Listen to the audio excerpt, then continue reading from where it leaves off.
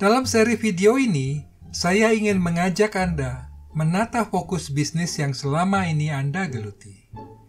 Aktivitas rutin menjalankan operasional yang menguras energi, mengakibatkan banyak pengusaha menderita sindrom operational blindness, kebutaan operasional, di mana mereka begitu terpaku pada kegiatan sehari-hari sehingga tidak sempat atau lupa memperhatikan hakikat bisnisnya.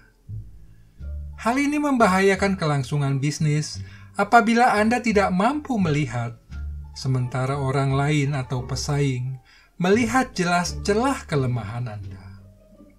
Di video pertama ini, izinkan saya merobek katarak lensa fokus bisnis Anda agar dapat melihat eksistensi bisnis sesuai tujuan awal pendirian.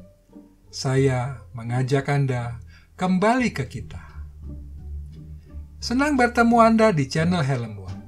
Saya Hendra Mardoyo, kembali menemani Anda belajar manajemen bisnis restoran dengan bahasa sederhana, namun membuka wawasan dan membangkitkan inspirasi dalam berbisnis kuliner, restoran, kafe, rumah makan, kedai kopi.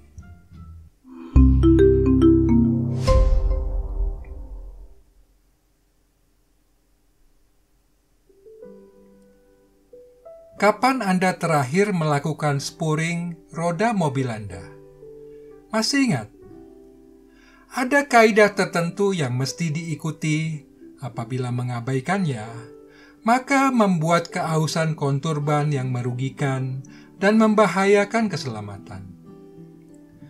Perjalanan mobil ribuan kilometer mengakibatkan pergeseran setelan roda, sehingga perlu mengembalikan standar semula menggunakan komputer. Roda bisnis perusahaan Anda pun perlu spuring, yang dikenal dengan istilah business alignment, yaitu menyinkronkan dan memfokuskan semua sumber daya perusahaan menuju sasaran bisnis. Melakukan business alignment sesungguhnya membersihkan penghalang kesuksesan bisnis Anda dan membuka jalan mencapai produktivitas dan profitabilitas yang lebih baik. Business alignment yang akan saya jelaskan bukan seperti konsep umum yang diajarkan banyak coach atau pembicara yang biasa Anda ikuti. Pembelajaran ini saya buat khusus agar Anda dapat mengambil hikmahnya dalam menyelaraskan roda bisnis Anda. Mari kita cermati seksama. Ini adalah resto Anda, sebuah bisnis cemerlang yang dibangun dengan konsep yang cerdas sehingga memiliki kekuatan bersaing. Seiring perjalanan waktu, pemilik resto Anda memandang perlu melakukan penambahan menu dan melakukan penyesuaian menu di sana-sini. Di lain waktu, beliau merasa perlu melakukan penyesuaian harga. Karenanya, harga beberapa menu beliau naikkan. Saat bahan baku terasa mahal, beliau berinisiatif mencari alternatif bahan baku pengganti yang lebih murah. Sebaliknya, beliau juga suka mempercantik restonya. Ada aja pergantian barang yang lebih bagus. Kebayang nggak apa yang terjadi berikutnya dengan resto Anda? Tanpa disadari, konsep yang awalnya cemerlang berubah seperti itu. Waduh, kok jadi kayak amuba gitu? Kalau Anda tarik sana-sini, ya pasti jadi seperti itu. Anda bisa melihat perubahan itu, tetapi pemilik resto Anda tidak. Beliau terjangkit sindrom operational blindness yang tadi saya katakan. Beliau tidak menyadari apa yang sedang terjadi hingga pendapatan penjualan resto Anda merosot. Beliau baru sadar. Lebih baik terlambat daripada kebablasan. Pertanyaan saya, apakah Anda pernah mengalami atau merasakan hal seperti itu? Tidak apa, Anda tidak perlu khawatir. Starbucks sekalipun pernah mengalami kejadian serupa. Bahkan puncak kemelut tahun 2008 memaksa Howard Schultz turun gunung kembali menjabat CEO, Chief Executive Officer, untuk menyelamatkan bisnis Starbucks. Padahal tahun 2000, Schultz sudah turun tahta dari jabatan itu untuk berkonsentrasi mengembangkan Starbucks Internasional. Howard Schultz terpaksa harus kembali memimpin Starbucks karena harga sahamnya anjlok hingga 50% selama setahun terakhir. Mengapa terjadi demikian? Inti permasalahan yaitu pergeseran arah bisnis Starbucks. Salah satunya adalah penyimpangan kualitas rasa kopi Starbucks. Membuatnya kalah bersaing dengan kopi Dunkin Donuts dan McCafe-nya McDonald. Untuk mengatasi kemelut itu, Howard Schultz melakukan langkah besar, mengembalikan standarisasi kualitas rasa kopi yang menjadi pamor Starbucks. Beliau tidak main-main. Sejarah mencatat, bulan Februari 2008, seluruh Starbucks di Amerika tutup toko 3,5 jam lebih awal untuk mengadakan training back to basic bagi seluruh barista. Kebayang nggak gimana respon customer dan mass media atas kejadian itu? Berapa banyak kehilangan sales yang dikorbankan untuk program itu? Bagaimana reaksi kompetitor? Mencibir Starbucks. Tetapi, mengapa Howard Schultz berkukuh melakukan back to basics? Anda terpikirkan? Sesungguhnya sejak tahun 2006, Howard Schultz sudah merasakan kecenderungan pergeseran arah bisnis Starbucks.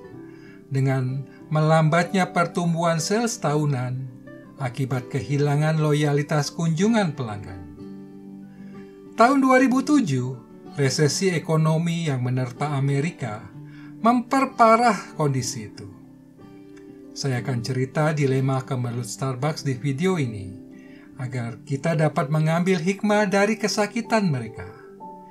Jadi pastikan Anda sudah menekan tombol subscribe dan mengaktifkan lonceng notification agar tidak ketinggalan uploadnya. Sekarang, saya mau memastikan dulu bahwa Anda sudah memahami konsep business alignment yang saya maksud tadi. Kita kembali ke slide ini dulu. Banyak pengusaha resto mengambil jalan pintas menambah menu saat tidak mencapai target pengunjung atau pendapatan penjualan. Berdalih banyak tamu yang menanyakan dan kepingin membeli, jadilah pemilik resto Anda menambah menu soto Betawi. Padahal konsep restonya adalah me and me. Menambah menu serampangan bukan hanya bertentangan atau menjauh dari konsep awal, tetapi berimplikasi juga pada operasional outlet hingga pengadaan bahan baku. Tapi kan customer bosan dengan menu itu-itu aja. Mereka menginginkan ada menu baru. Benar, saya setuju itu. Tetapi Anda perlu melakukannya secara strategis dan bijaksana. Misalkan, Anda bisa membuat promo festival mie dengan menyajikan soto mie Betawi. Beda loh, soto Betawi dengan soto mie Betawi. Selanjutnya Anda mesti ingat, konsep itu adalah festival. Artinya, selesai periode promosi, menu itu tidak ada dijual lagi. Kalau tidak, buku menu Anda akan jadi seperti buku novel yang tebal. Lanjut dengan slide ini mengenai harga. Saat menyusun konsep restoran dan bisnis blueprint bersama konsultan, tentu Anda sudah menetapkan segmen pasar yang menjadi target customer. Coba perhatikan diagram tersebut. Ada keterkaitan antara harga dengan kualitas makanan dan pelayanan yang menentukan besar pasar segmen bisnis kuliner restoran. Saat Anda menaikkan harga, tentu customer mengharapkan kualitas yang lebih baik. Dengan demikian, semakin tinggi harga membuat besar pasar berkurang. Seperti konsep ketiga restoran itu berbeda, walau sama-sama jualan sate. Lebih jelasnya, silakan menonton video itu. Berikutnya mengenai kualitas produk dan pelayanan. Apakah customer berkenan apabila harga dinaikkan, tetapi kualitas berkurang? Itulah yang terjadi dengan pengusaha resto Anda. Sementara beliau menaikkan harga, tetapi kualitas bahan baku dikurangi. Mestinya beliau mempertahankan kualitas cita rasa dengan mengusahakan pemasok yang dapat memberikan harga bersaing.